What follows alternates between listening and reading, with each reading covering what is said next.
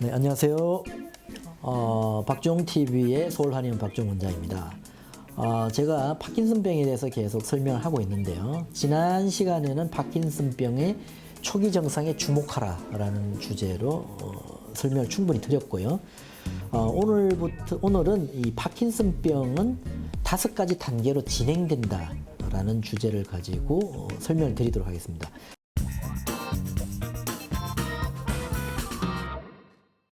파킨슨병을 앓고 있는 환자를 둔 가정에서는 이 파킨슨병의 이 진행 단계, 이 5단계에 대해서 잘 알고 정확하게 알고 계시면 상당히 환자를 보호하고 케어하는데 도움이 될 수가 있습니다. 왜냐하면 파킨슨병이라고 해서 무조건 두려워하고 공포감을 갖기보다는 지금 환자가 1기, 2기, 3기, 4기, 5기 중에 어느 기수에 해당되는지를 정확하게 알고 그 기수에서 더 악화되지 않도록 억제를 하면서 또 약한 증상들은 그 앞 단계로 떨어뜨리는 치료가 가능하기 때문에 파킨슨병 진단을 받았다고 무조건 공포에 떨거나 무조건 좌절하거나 또는 병원에서 뚜렷한 해결책을 설명해 주지 않는다고 해서 절대로 좌절을 하시지는 말아 주시기 바랍니다. 왜냐하면 이 5단계로 진행된다는 그 내용들을 정확하게 알고 있으면 거기에 대한 대비책이 생길 수 있기 때문에 그렇습니다. 파킨슨병 역시도 다른 퇴행성 질환과 마찬가지로 시간이 흐름에 따라서 계속해서 악화되는 그런 질환이긴 합니다. 알츠하이머성 치매도 그렇고 파킨슨병도 시간이 지나면서 계속 이렇게 악화가 되는 질환이죠. 다만 환자의 나이나 발병의 동기 또는 생물학적 요인에 따라서 그 병 진행의 흐름이 빠르고 느린 차이를 보일 뿐입니다. 그래서 파킨슨병의 진행 속도는 사람마다 다르다라는 것을 정확하게 알고 있는 게 중요합니다. 그래서 주변에 파킨슨병 환자가 처음에 손떨림으로 시작해서 강직이 오다가 보행장애를 겪다가 휠체어를 타는 그런 과정을 겪어보았다고 해도 나도 그렇게 꼭 공식적으로 되는 것은 아니다. 나는 나만의 또 어떤 경우가 있을 수 있다. 이렇게 생각을 하시는 게 좋겠습니다.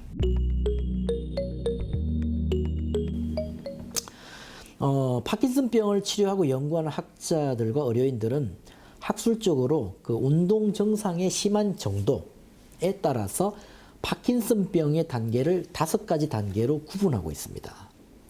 근데 주의할 점은 이 파킨슨병의 그 병기, 1기, 2기, 3기, 4기, 5기로 나누는데 이 병기와 암의 병기, 암의 1기, 2기, 3기, 4기, 5기라는 그 병기는 개념이 서로 다르다는 점입니다.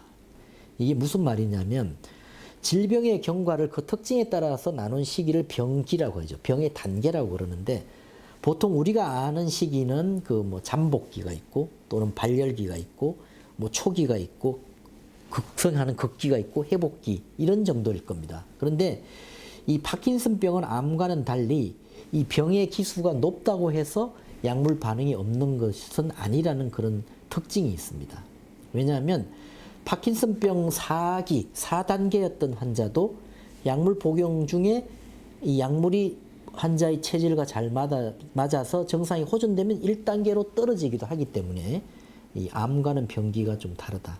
암은 4기 환자였던 환자가 1기로 떨어지는 경우는 극히 드물거나 없다고 볼 수가 있죠. 파킨슨병의 1기, 2기는 초기 단계로 부르죠.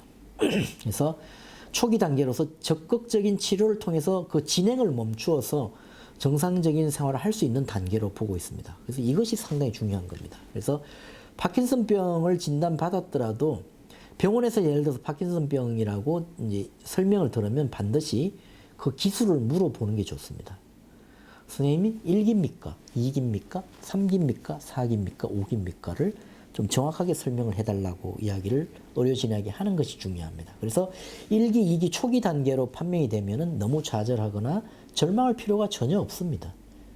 고혈압이나 당뇨병처럼 이 초기 단계에서 적절한 약물 치료 또는 행동 치료를 통해서 더 악화되지 않도록 잘 조절만 해 나간다면 이것은 수명을 단축시키는 질환도 아니기 때문에 잘 관리해서 우리가 100세 이상 사는 시대에 더 이상 초기 단계에서 악화되지 않도록 유지를 한다면 일상생활에 큰 지장이 없습니다.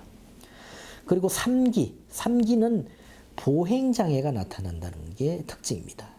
그리고 종종걸음이 나타나면서 이 종종걸음에서 이 보폭이 좁아지는 종종걸음이 나타나면서 일상적 생활에 불편을 주기 때문에 삶의 질이 급격하게 떨어지게 되는 시기죠. 그래서 이걸 중기 정도라고 볼 수 있죠. 중간 정도 단계. 3기부터는 사실은 이게 상당히 그 보행장애가 오다 보니까 혼자 어디 가시다가 넘어져서 낙상을 입는 경우도 있고, 또 이때부터 또 심해지면 또 휠체어를 타야 되는 경우도 생길 수가 있기 때문에 상당히 그 삶의 질이 떨어진다, 이렇게 볼 수가 있죠. 3기 때부터 뭐 휠체어를 본격적으로 타는 건 아니지만 이제 4기, 5기로 가면서 휠체어를 탈 수도 있는 상황이기 때문에 상당히 주의를 해야 되는 단계고요. 보통 말기라고 부르는 4기, 5기는 휠체어가 없으면 이제 우리가 일상생활을 할 수가 없죠. 그래서 휠체어에 의존하거나 또는 침상에 거의 누워 있는 단계이기 때문에 이거는 진짜 말기 파킨슨병이라고 볼 수가 있고, 파킨슨병 환자들이 가장 걱정하고 우려하는 상황이 바로 이거죠.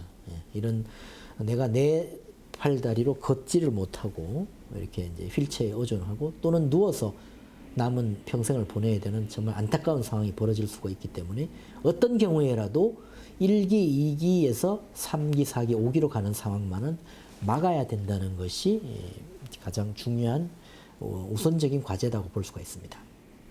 그래서 실제로 치료를 받으면 4단계, 5단계까지 진행되는 경우는 매우 드물기 때문에 파킨슨병 그 진단을 받았다고 하더라도 너무 좌절하거나 낙담하지 마시기 바랍니다.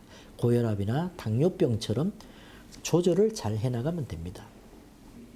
파킨슨병을 진단받았다고 해서 막 자꾸 3기, 4기, 5기의 상황을 막 인터넷을 검색하고 막 환자들과 보호자들이 막 최악의 상황을 자꾸 그림으로 그리면서 환자가 되는 연습을 자꾸 하시는 분들이 많이 있습니다.